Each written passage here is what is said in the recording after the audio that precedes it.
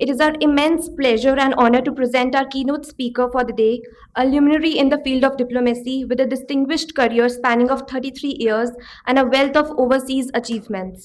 Please join us in welcoming Ambassador Sanjay Verma, whose insightful expertise in international affairs is renowned and respected. Ambassador Verma is currently serving as a Secretary West in the Ministry of External Affairs and brings us profound understanding of India's foreign policy priorities in an uncertain world order. And I would also like to request Ambassador Trigunat to come on stage and felicitate Ambassador Sanjay Verma.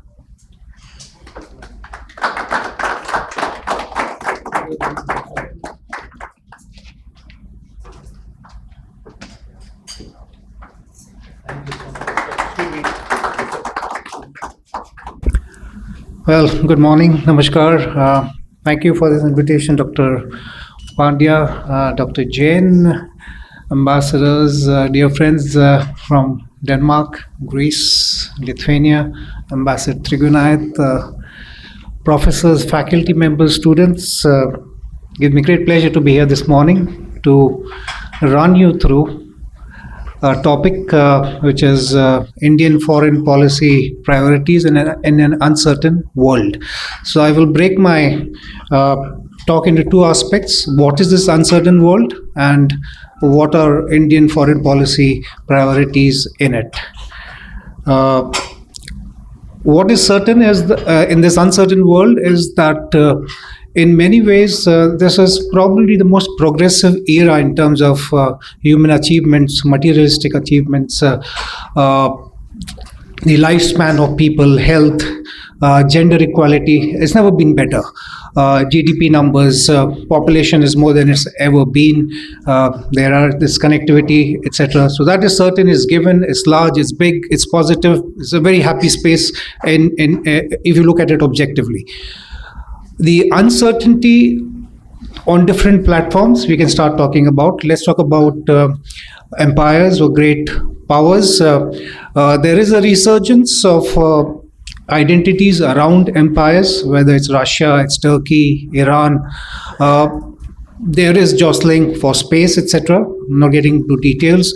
Great power rivalry also expresses itself in what you would say, whether it's a polar world, multipolar, bipolar. The dominance of the US over the last several decades after World War II, and today China. The rise of China. You could say examination of China in this context of international relations. The expectations that China would follow a particular trajectory. I think that Dr. Pandya referred to theories of international relations. Of course, theories, more like most theories, whether it's economics, political science, etc., they work more in the rear view mirror, but they help us understand the world. China's rise, let's say the denial or the rise of China, and I will refer to the rise of China, the exponential scaling or what is called compounding, which the world believed would also make China comply with neoliberal approaches to international relations, etc. That clearly didn't work. And so China is a big reality today, whether you call it decoupling, you call it recoupling, or whatever adjectives you want to use. But the sense is that China is a huge determinant, positive for some, not so positive for the others. The great power rivalry can also be seen in terms of jostling between associations, organizations. Let's say G7 versus BRICS. Some would want to see it.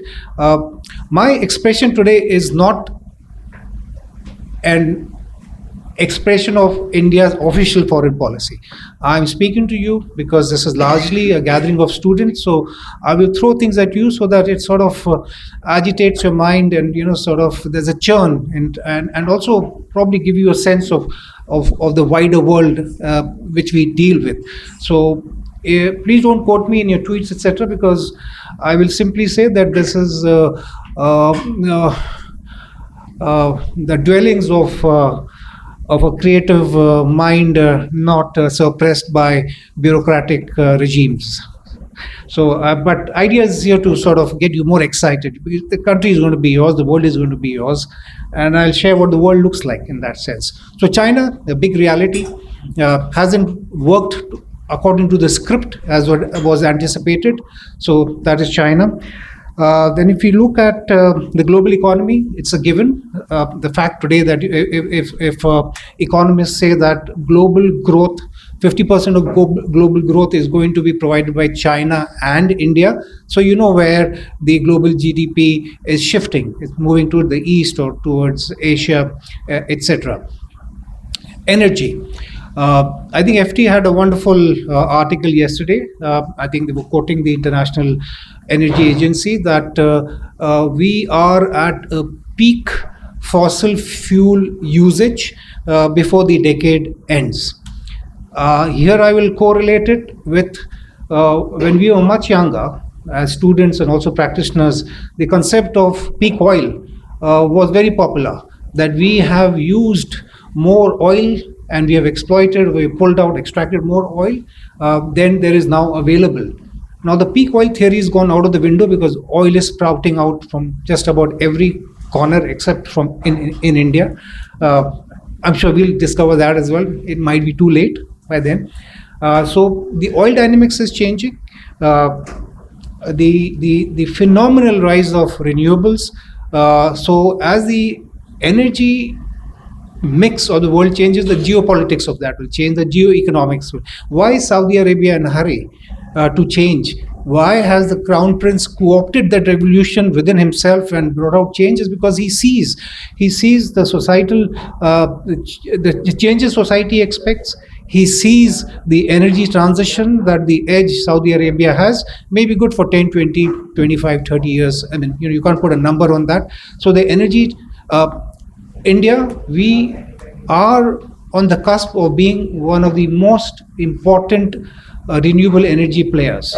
Whether it's solar, wind, global biofuel alliance, or the concept of one world, one sun, one grid, green hydrogen.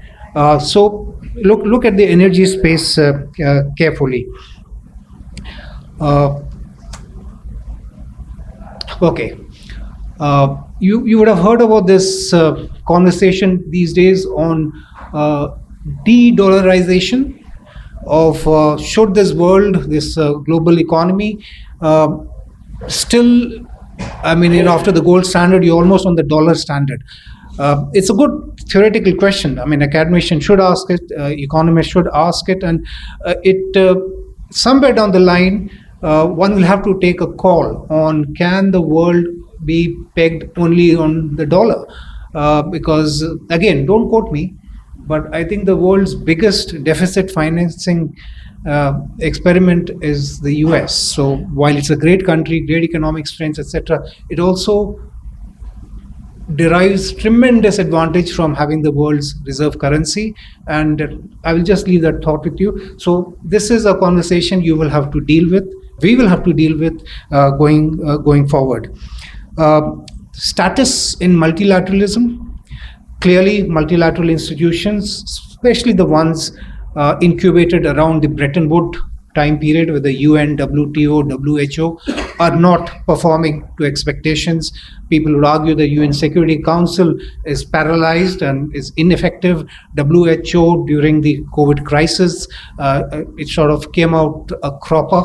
That reminds me, I must congratulate Usanas for taking birth in probably the most difficult period in human history, June 2020. And you're still fledgling and doing well, so congratulations on that scope. So the multilateral status, and this also has an immediate reaction from Indian foreign policy. I will talk about that, the priorities. Geopolitics versus geoeconomics. You will hear increasingly that geopolitics is dominating decision making today. When you say geopolitics is dominating decision making, you are also trying to suggest that Decision making will not be based on the bottom line of profit and loss. You will look at a much larger frame, a reference, payback more in terms of political, strategic, security paybacks rather than just the profit mechanism, or let's say more linear ways of looking at transactions, strategic security transactions. Power today is not only defined by GDP. GDP, of course, will continue to be an important. It's about technology. It's about how much trade you do, how many IPRs you have, how strong is your diaspora, how strong is your defense capabilities in terms of numbers, effectiveness, manufacturing prowess, soft power. You can't undermine soft power. And I gave this example the other day. For example, the movie Pathan, which came out, and also Jawan or similar such films. If you look at Jawan, you would imagine the per capita income of India is probably $20,000, because it shows you a very developed side of the country. It shows you, if you look at the first 10-15 minutes, and the trains and the metro system and the efficiency of the response of the key players in situations, etc., or in many significant ways the time allotted to women characters in Jawan, would suggest that this country is not. It's like a James Bond movie suggesting to you that UK's prowess and strength was 10 times more than what it actually is. Or, this constant crown coming in captures your imagination. You have some silly shows on the royalty, again captures your imagination. Beckham comes in, music groups come in, etc. So it always occupies your mind. So in that sense, soft power, or the recall value of your country, whether it's through cinema, songs, music, food, art, culture, fashion, these are extremely important. And that is why when you see the OTT space and you see shows, try and map out the countries dominating it.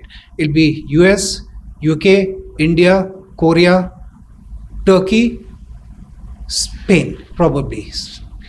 So this already suggests to you that in a certain realm, we are already there. And this is again power projection. Or the Indian opinion writers or think tanks. Our think tanks today are world class.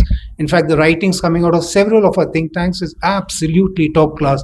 The podcasting, the opinions expressed, whether in our own platforms or in FT or New York Times or different international publications. Again, that is power projection, because Indians are finally studying issues in details, coming out with theories, and are being heard.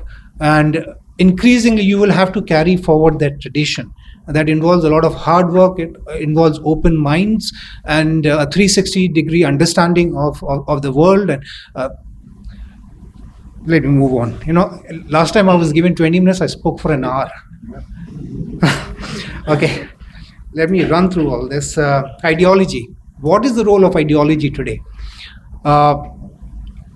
I think in the last 100-odd years, ideology was seen more in terms of the Cold War.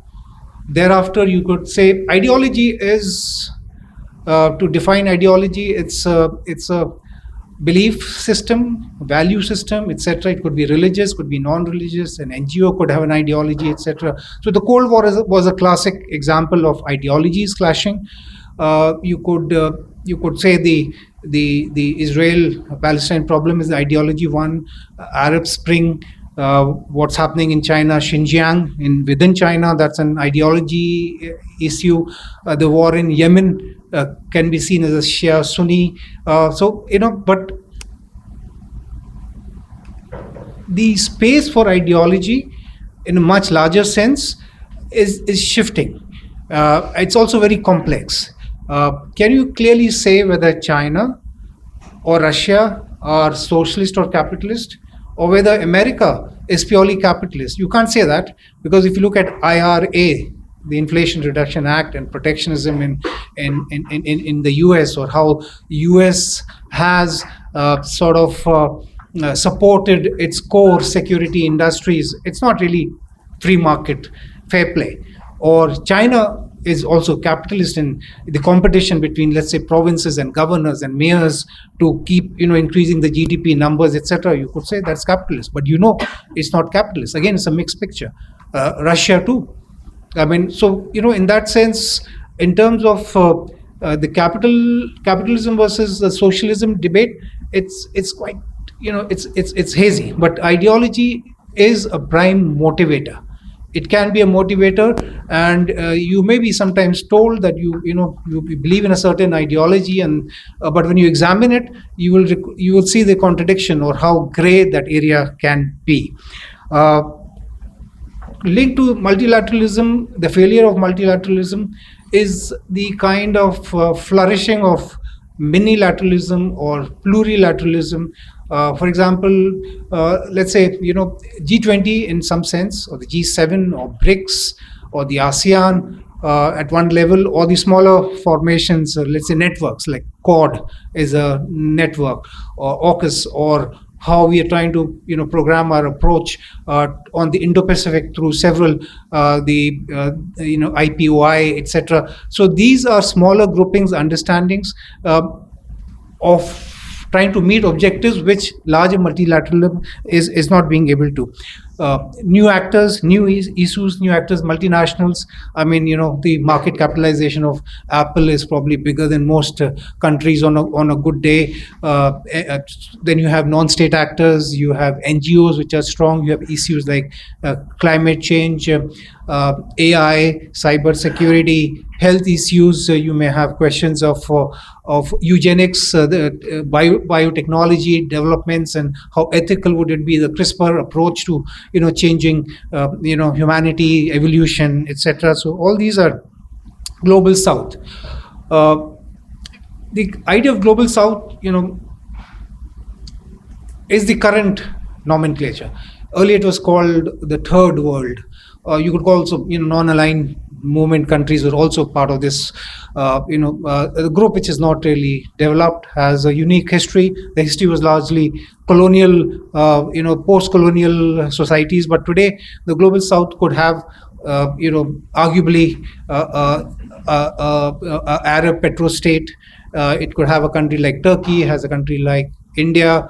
So it's not always about being the poorest, but countries which feel that while they're emerging and they are respectable economies, they don't have a say in the global architecture in terms of decision making, etc. So this is just a sort of sense I've given you about where the world really stands. I'm not going to talk about global governance, etc. Now, where does Indian foreign policy priorities come in all of this?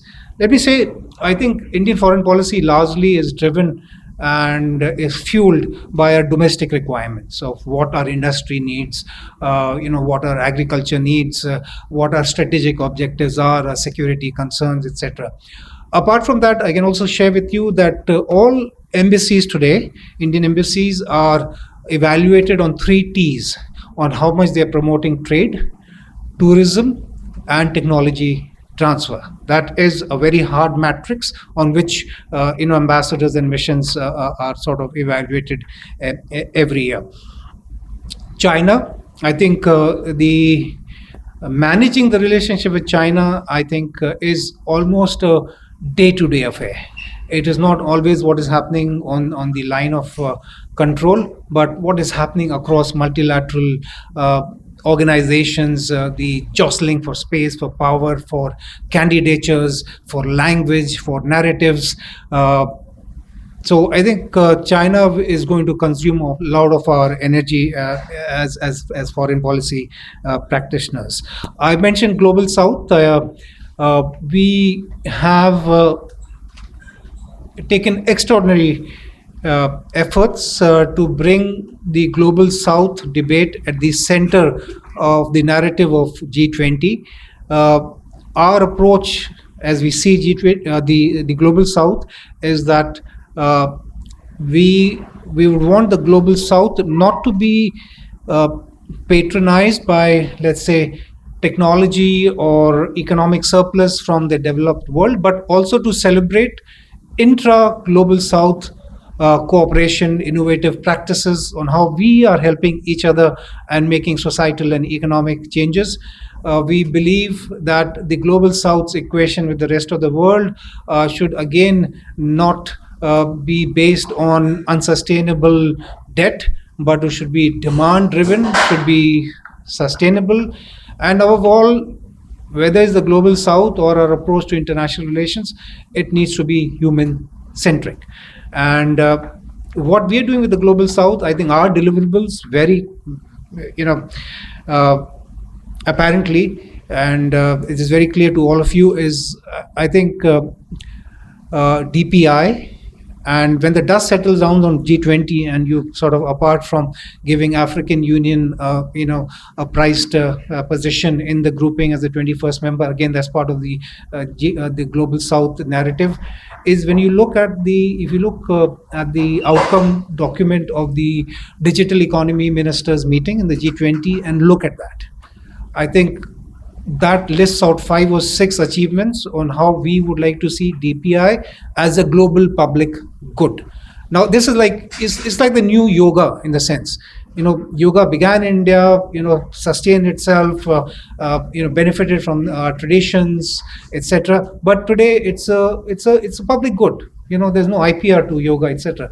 In many ways, our approach to DPI is similar. We feel that it is a force for global good, for political economic management of countries. It's worked very well for us, and we'd be happy to share it. So the DPI and the global south linkages is it's sort of set there. Narrative. I think Dr. Pandya referred to the intrinsic genius of India. Maybe over the years or centuries, somewhere that message got lost in translation or got subdued by let's say by political authorities of that period of time. So now there is a time you feel that there was a lot of good in this civilization, which needs to be shared. I mean, there are 2 aspects to it. One is you need to share it within. Maybe a large part of the population wasn't exposed to, they weren't privileged to the centers of learning or access of social mobility, etc. And then we take it overseas as well. So the narrative, one world, one family, is not just it's also a mindset.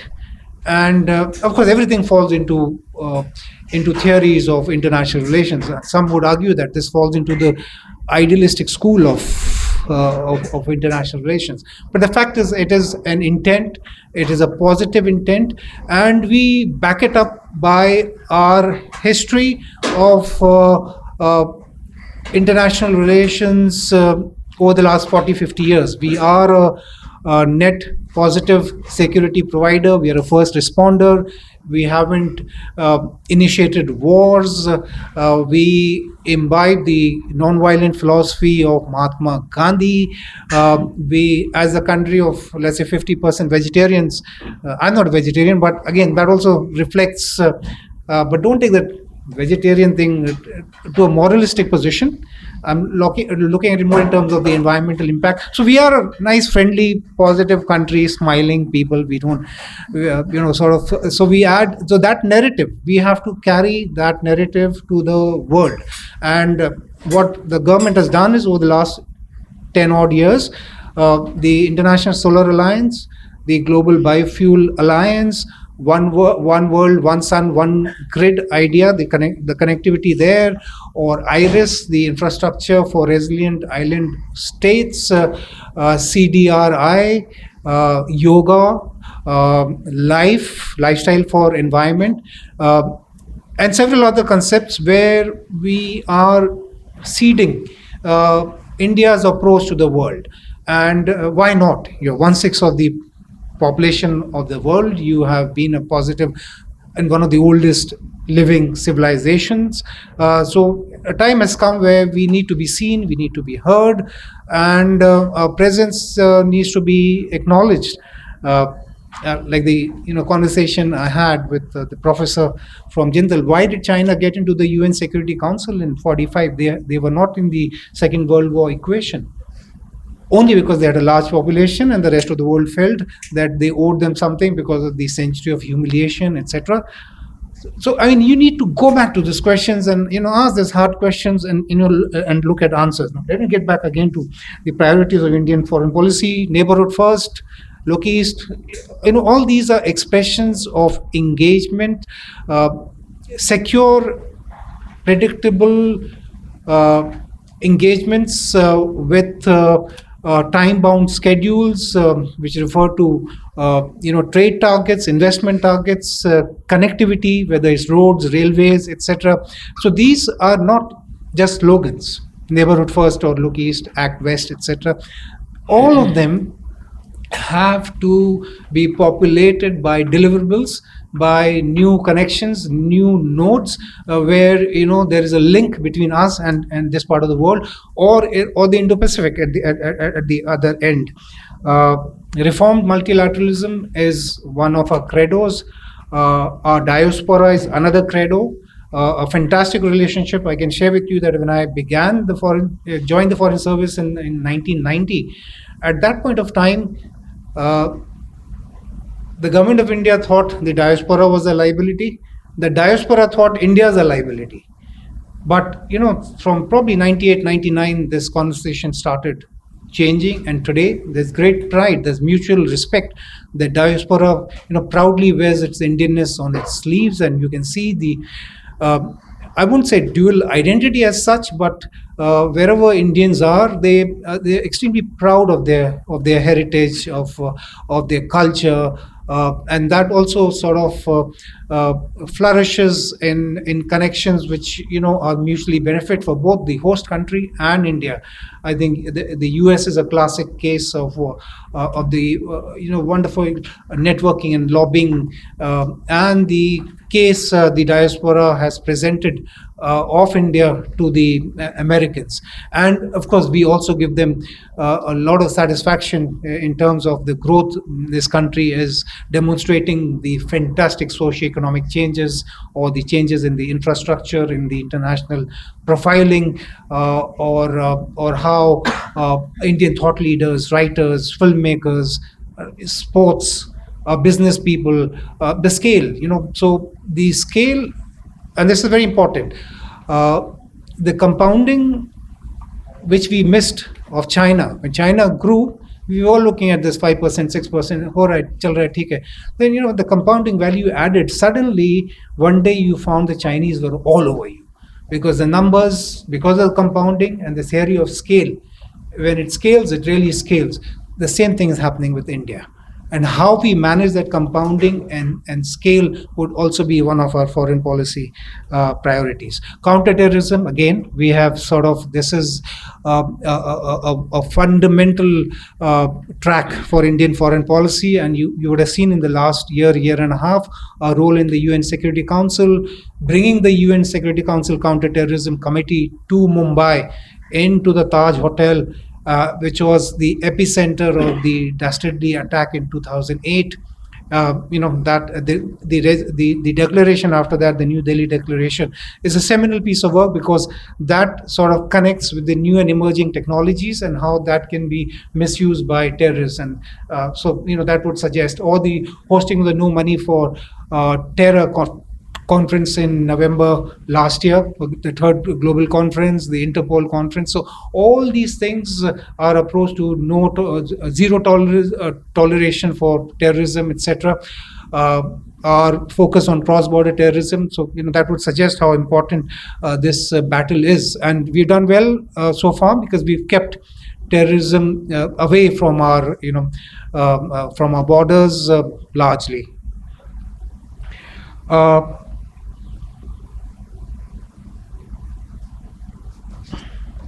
Standard setting.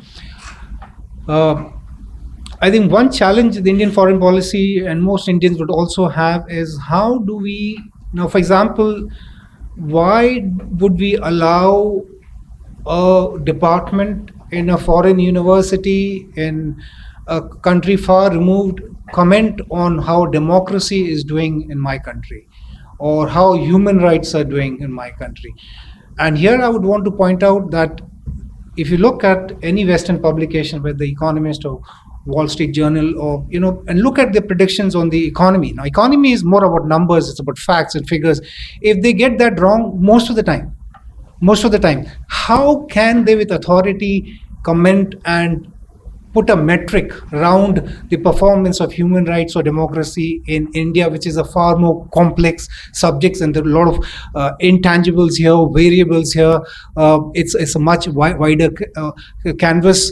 Economics is again very limited. You're working with macro, micro numbers, statistics. You have computers to aid. You have trade figures, investment figures, etc. coming out. So if they get that wrong in what is probably a more predictable or a closed loop system of analysis, then why do we accept them pontificating or ranking democracy, etc.?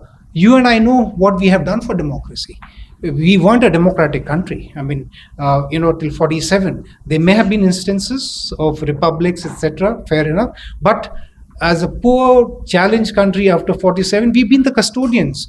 You could argue we've been mother of democracy. There may be very early examples, probably going back.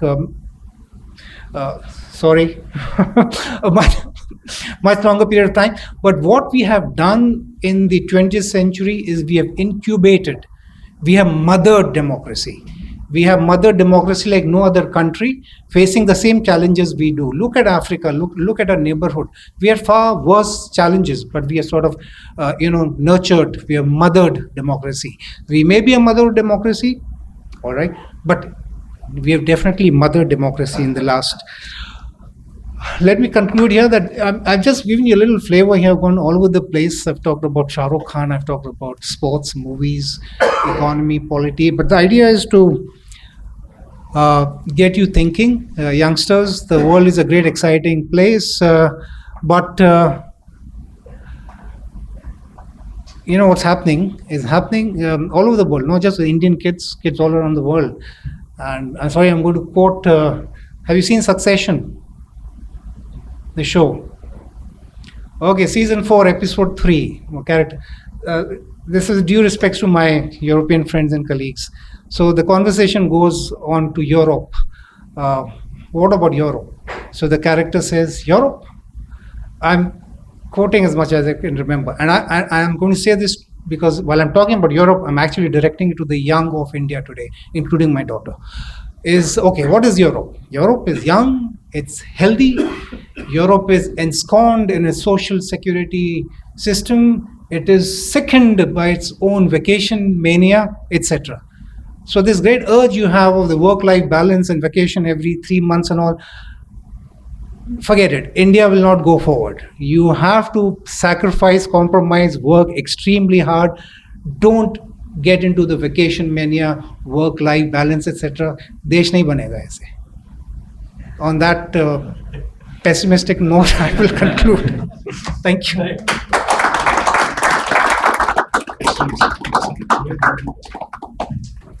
Thank you so much, sir. Your speech was truly enlightening. Now I would like to request Ambassador Sanjay Verma, Ambassador Aril Trigunayat, Her Excellency Diana, His Excellency Freddie Swain, and Dr. Harsh Pant, and Greece Ambassador Dimitris to come on stage for the photograph. Thank you.